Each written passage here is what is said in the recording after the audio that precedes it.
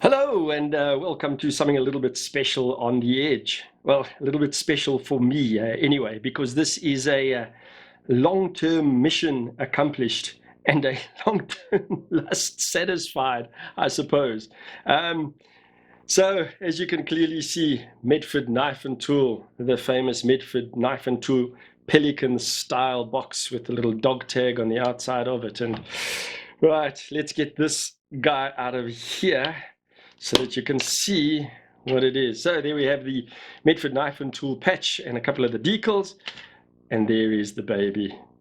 Oh, this is so nice. It is so nice to have this in my hand. Let's hide him there for a second. So here's the certificate of creation and authenticity for that knife. And as you can see there, this knife was born November 18, 2020. So it's still a baby, and it's my baby.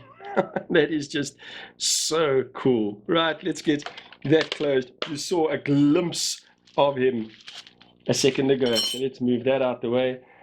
And there it is. It is the famous Medford Praetorian. Do I even need to introduce it? Let's lay that baby down there and then speak a little bit about the knife. So as I said, it's obviously the Medford Praetorian. No need for introductions there.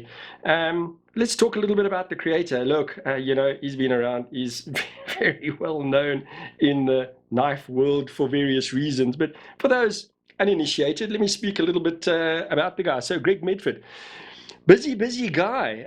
Amongst other things, he's a professional hand-to-hand and martial arts instructor. He's a commercial pilot, FAA certified flight instructor, and has a surface level aerobatic competency. I think that's the way it's termed. So that amongst other things. He's also a leader in the warbird aviation community, and if you don't know what that is, you can check that online. Very, very cool. Guys looking after those old planes. And he's an ex-Marine deployed to Desert Storm and Shield. So, as I say, amongst other things, knife designer, creator, and owner of Medford Knife and Tool. So, there we go. Clearly not a guy with too much free time on his hands, I would imagine. And thank goodness he's around, because we have things like this beast in front of us. So you know what I'm going to do? I'm going to do what I always do: materials, dimensions, quickly. There's so much on this knife on the internet already, so I'll fly through those and then just speak a little bit about this design and do a couple of comparisons. And as I said, guys, this is more just to share the moment, share the fact that I now have one of these babies that I've lusted after for so long. I have now in my possession and as part of the collection. So what we have in this particular case is a blade of S35VN. You also get him with a 3V blade, and then this is the drop point. I'll speak about that just now. Handle titanium. In fact, all the hardware that you see on here is all titanium, and then the pivot is phosphor bronze washers. Blade length, we've got 95 millimeters or 3.75 inches. Closed length is 133 millimeters or 5.23 inches. Now on their site they say 4.9 inches, but they've excluded the glass breaker, so I've included the glass breaker in that length. So 5.23 inches and 133 millimeters. Handle thickness is 12.3 mils or 0.48 inches. And then overall length of the knife, and I measured it again with the glass breaker, overall length 230 millimeters or 9.05 inches. And then weight of this guy, well, do I even need to say it? You can just see that this knife is going to weigh quite a bit. This is not quite your typical gentleman's carry. So let's get that scale lined up on the light nicely. Cranked up, and then let's say, so I've got their stated weights written down here, but my scale tells a slightly different story. So I have got 8.4, just now I had 8.5 ounces. Yeah, we're going to settle on 8.4. Okay, 8.4 ounces. They say 9.3 ounces on their website.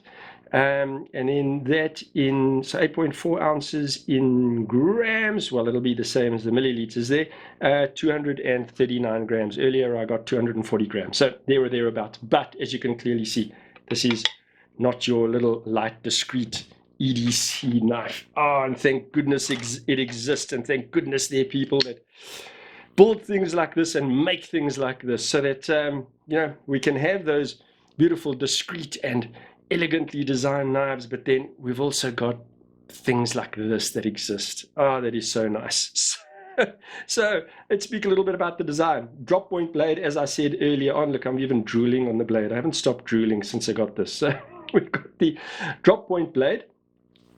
Hollow grind, shallow grind, especially in relation to the overall width of the blade. Massive ricasso, massive fuller over there that you use to actually open the blade as well.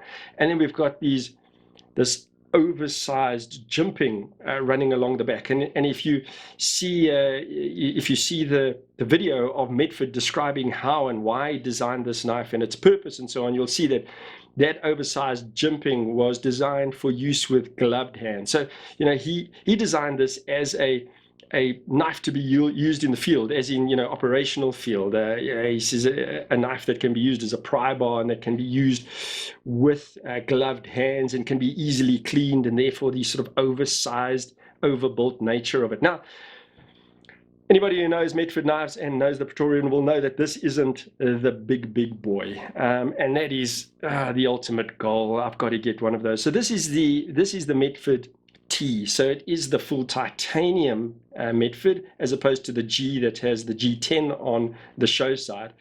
But you get the tie, so the Medford Praetorian T little I, and that one is considerably chunkier and wider than this. So you've got wider frame, you've got wider blade. Now that is obviously the ultimate goal.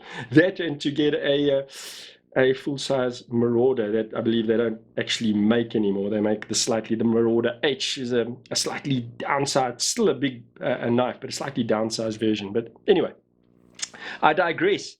Getting back to this. So the finish on that blade, they refer to as a tumbled finish, and basically it looks like a stonewash finish.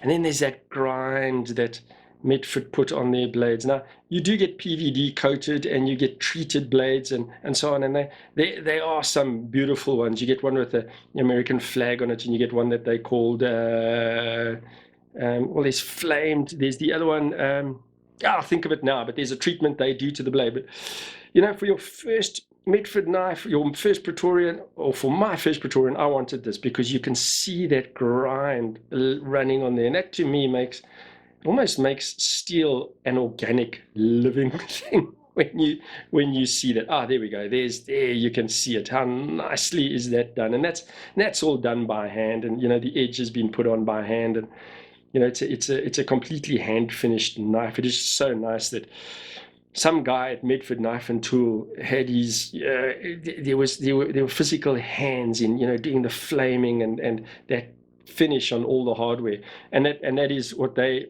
call flamed, by the way. So you can see all the hardware has that flame pattern on it, and you get the sort of red and blue hues on it. So the clip, the over travel stop, which is that little disc style of one, the pivot cap, and then even the spaces at the back there. I wish I could catch the light a little bit better so that you could see that, but those are also treated, flamed the same way, and then all the little screws along the back there. It's a gorgeous piece. It's a gorgeous piece. So I bought this off the shelf from Blades and Triggers, and as I said to them, this is how I would have spec'd the knife. The only difference that I would have wanted, the only thing that I would have wanted was for it to be the tie.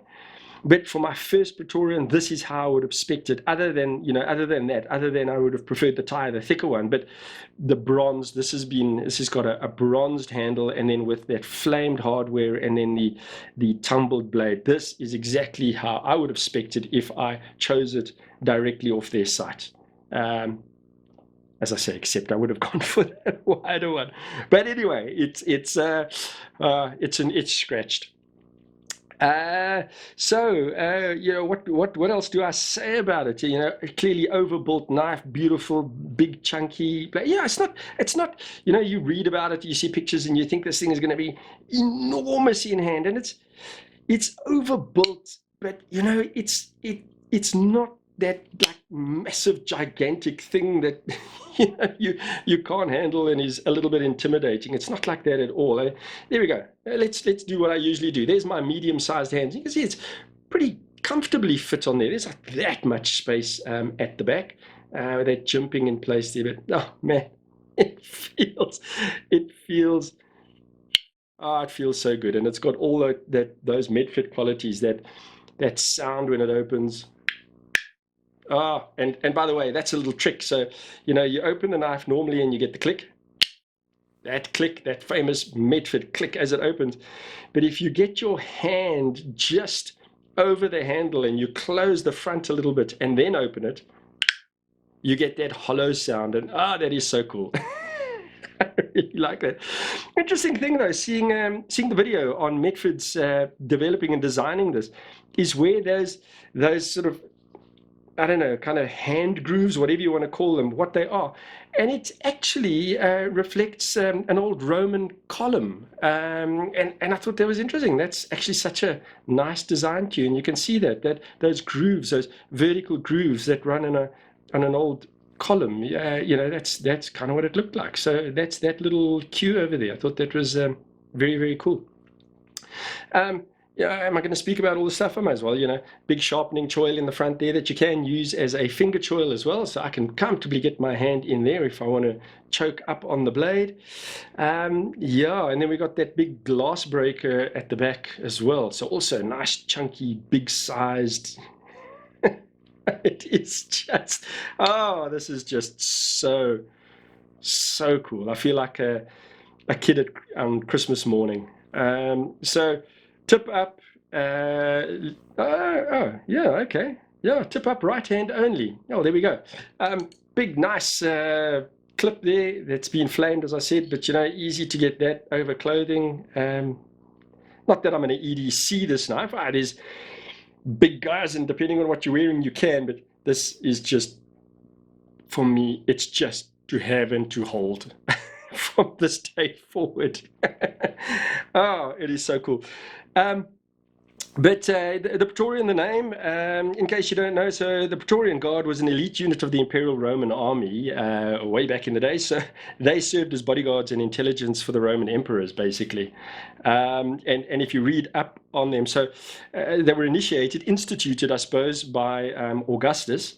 But apparently they were very, very influential in inverted commas, making and unmaking emperors. So they obviously had a lot of power and a lot of swing, shall we say. So that's where the knife gets its name, and I think that's pretty pretty appropriate. So guys, I are gushing. You can hear I'm so over the moon about getting this knife. I think here comes Cooper. Cooper the Bull Terrier is coming to see what his old man is going on and on about. Dad, what's all this enthusiasm in the early hours of the morning about? So actually, you know what? He kind of reminds me of my boy, of my Bull Terrier. And it's like a bull. It's like a knife version of a Bull Terrier. It even has that the nose of a Bull Terrier. Maybe I should name this. Maybe this should be Cooper. Maybe I should name him after my Bull Terrier. All right, let's put that down. So guys, I'm going to do a couple of fun comparisons because while this is a big boy, it's not a chunkiest knife. So the other one I've got here is the Medford Emboulet. And maybe I should do a little video of the state of my Medford collection. So there's the Emboulet, also quite a big boy. I think the Emboulet, you can see the Emboulet has the thicker handle, same size blade. I have an idea that this might be the thickness of handle that is on the full tie, the T little I version of the Praetorian. It might be that sort of scale, but you can see actually slightly wider knife, slightly longer knife. But the Praetorian is just so much cooler. So this knife has been flamed and surfaced as they describe it. So it's got that flaming on it that you see on the hardware here, but then they sort of it's not the tumbled finish that you see on this handle. So right, so there's that knife.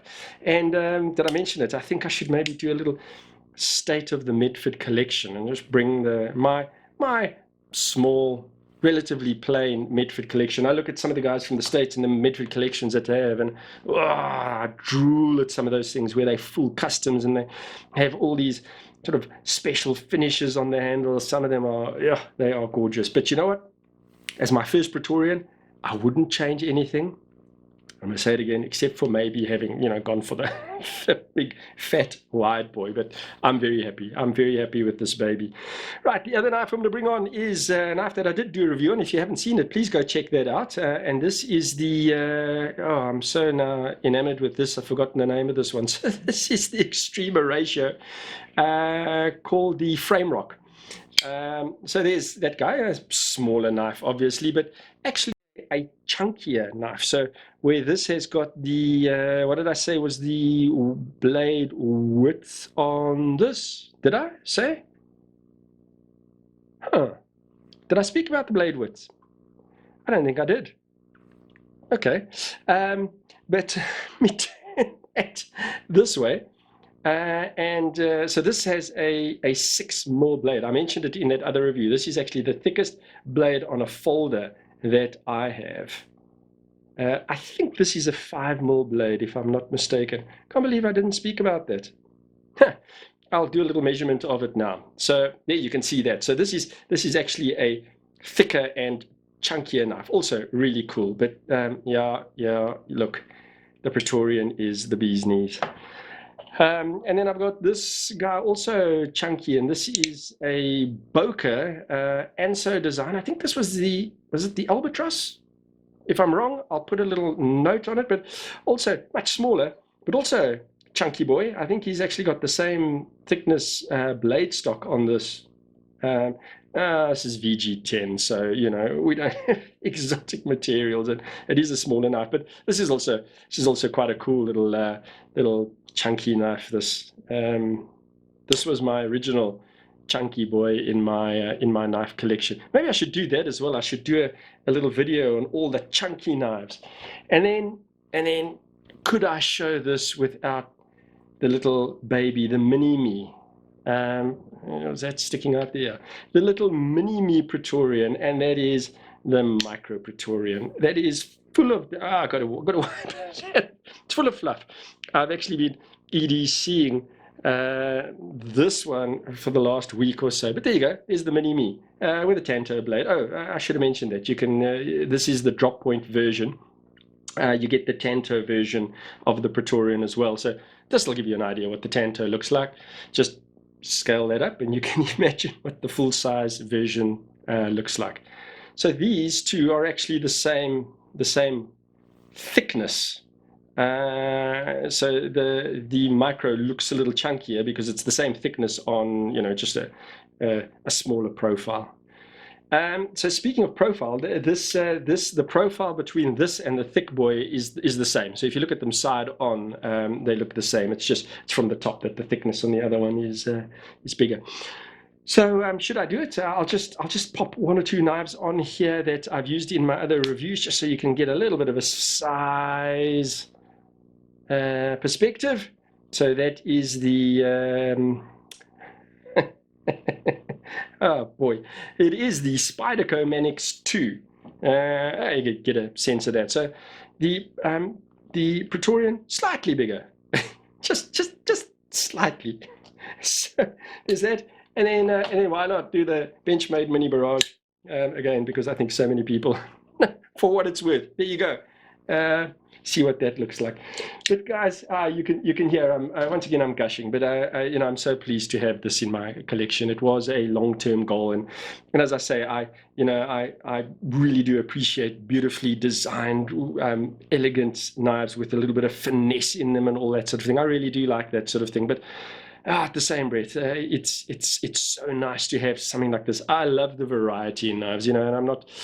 I'm not the kind of guy that likes one specific brand, one specific style of knife. I am so happy that all of these knives that exist, and I'm so glad that the company Medford exists and that they are pumping things like this out. It is just, it is so nice to me. So, what did I say? I said I was going to do the width of the blade quickly. Now, I think this is a 5mm blade, if I'm not mistaken. So, yeah, this is the plastic calipers. So, you don't always get the best reading. So, it says 4.8 there. Let's 4.9. So let's call it 5 mils, 0.19 inches there or thereabouts. So, yeah. Guys, there it is. Yeah, thanks for putting up with that. But you can hear how overjoyed I am, and I just wanted to share that with you. And I think I'm going to do that. I think I'm going to do a little video on the state of the Medford collection, and then maybe do that video on the chunky knives that are in my collection. And hopefully one of these days I will get that Marauder, the big boy Marauder. I'm just looking at my desk here because I think I've got the slim midi. Oh, there we go. There's the slim midi Marauder. It's right in front of me. Here's the other one. There's the little slim midi Marauder. I get a sense of that as well. So, guys, I think that's it. I appreciate you listening to me waffle on and on about this, and listen to my enthusiasm and joy. And I'm glad I can share this with you. Really great to be part of this whole big knife community. Us knife nuts. They should put us in an island together. So there it is, guys. Thanks so much for joining me. I really do appreciate it, and I'd equally really appreciate it if you would subscribe and hit that bell icon so that you can get notified every time I put out a new video, because I would really love you to join me more often. And then I'm going to swing this that way one more time so we can get the show side. I'm going to hold it like that so that we get the light. Oh, isn't that gorgeous? Oh, it's a poster. That's a poster. It's popping that way because it lies flatter that way. Guys, thanks so much. Really do appreciate it. And other than that, you go well, and God bless.